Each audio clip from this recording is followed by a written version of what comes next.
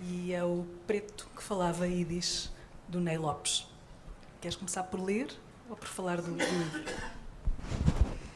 Acho que a gente vai sair assim dessa coisa trágica e vai para algo mais solar. Talvez esse seja, em termos de solaridade, né, a outra ponta do, né, desse lote que a gente leu.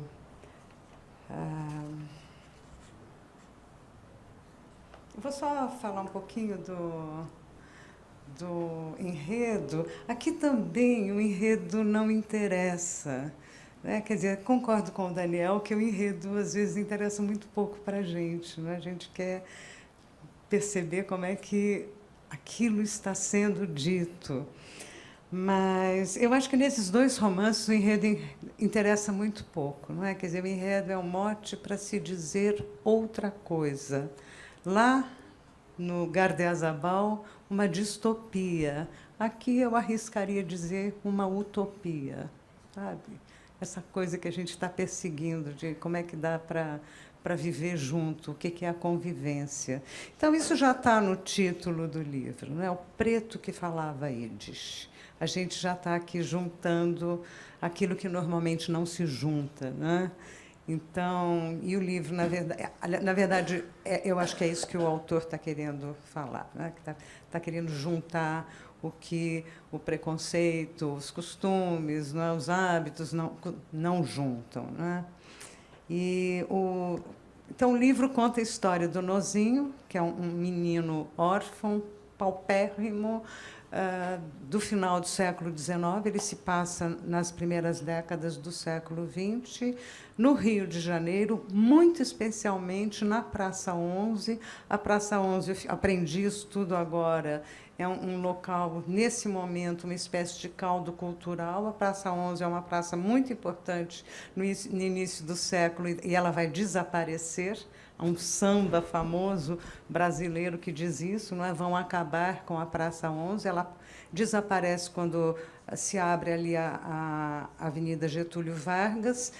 E esse menino vive ali, assim, um pouco morando aqui, acolá, ele é órfão e tal, e ele é inteligentíssimo. E a particularidade é o seguinte, a Praça 11, ela tem duas comunidades marginalizadas e muito distintas. Uma é dos negros, né? A gente está aí no dia seguinte, praticamente, né, da abolição da escravatura, né? Também da República, da proclamação da República, e a outra comunidade, a comunidade judaica. E esse menino é tão inteligente que, sem escolaridade, sem nada, ele aprende o Yiddish. E é a história dele. Na verdade, é a história dele que a gente vai ler aqui. Então, eu vou ler uma partezinha aqui. Por aí a gente vê como a coisa era pesada. Até que um dia alguém, talvez um jornalista, se referiu ao lugar, a Praça 11 no caso, se referiu ao lugar, por deboche e pela grande concentração de pretos, como Sudão. Esse nome vem do árabe Sud ou Saúd, negro. E foi durante muito tempo aplicado a toda aquela parte da África, do Senegal ao Mar Vermelho, entre o Saara e as florestas. Depois acabou por se restringir à região ao longo do rio Nilo, que na época dos faraós fornecia ao Egito guerreiros e trabalhadores, além de suas próprias riquezas e outras vindas do interior. E isso eu aprendi por minha conta, porque na escola nenhum livro nunca ensinou.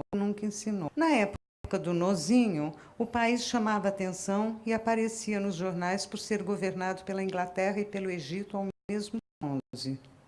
De lá de cima é que desciam, repito, os piores salteadores e assassinos, como China Preto, Lamparina, Nego da Praia, Pretinho Joia. Os mendigos mais miseráveis, os menores mais abandonados e desvalidos, os loucos mais desvairados. De lá é que vinham, mais ou menos como naquelas cenas do navio negreiro, a opressão, a miséria e a tristeza mais triste.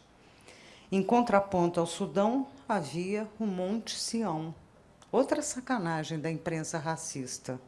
o qual, entretanto, ignorando o preconceito, congregava a mais trabalhadora, mais ordeira e mais organizada sociedade judaica no Rio de Janeiro. Mas Nozinho vinha mesmo, era do Sudão. Então, uma passagem, ela mostra um pouco esse contraponto, né, quer dizer, esse menino de origem, né, esse afrodescendente e essa comunidade judaica, e ao longo, né, então o que vai acontecer? O Nozinho vai trabalhar na fábrica de guarda-chuvas de um comerciante judeu e vai se apaixonar pela Raquel. Aliás, os dois vão se apaixonar. Quer dizer, o enredo é um pouco isso. E a Raquel é Isto não é um filha... spoiler de tudo. A Raquel é filha do dono da fábrica e isso vai criar um certo escândalo e o pai vai desaparecer com a menina e o livro todo, não é, praticamente desde o começo, é ele saindo do Rio, ali da Praça 11, em busca da Raquel. E aí você tem toda essa, quer dizer, tem uma coisa um pouco de formação do herói, né? Uma história de formação do herói. Vocês perceberam que a linguagem é totalmente outra, é uma linguagem muito simples, é uma linguagem mais comunicativa, né? Digamos assim, a princípio ele parece um livro mais tradicional, porque ele é um romance histórico, mas, de repente, tem uma coisa ali que a gente ouve que é meio assim um rancho carnavalesco, parece um samba enredo, sabe? Cheio de quadros. E aí a voz do autor vai falar mais alto, porque o Ney Lopes é um grande compositor de samba, né? Então, interessante os livros, porque senão a gente tem um acadêmico, universitário, um homem, não é, da alta cultura, no outro a gente tem um acadêmico do samba. Né? Esses dois livros, eu acho que eles desenham um pouco duas pontas do oceano, e ambos eruditíssimos, não é? Quer dizer, o Ney Lopes, ele é um sujeito muito erudito, ele tem uma obra muito grande, ele tem um fabuloso dicionário da história social do samba, que é um negócio assim de uma pesquisa extraordinária.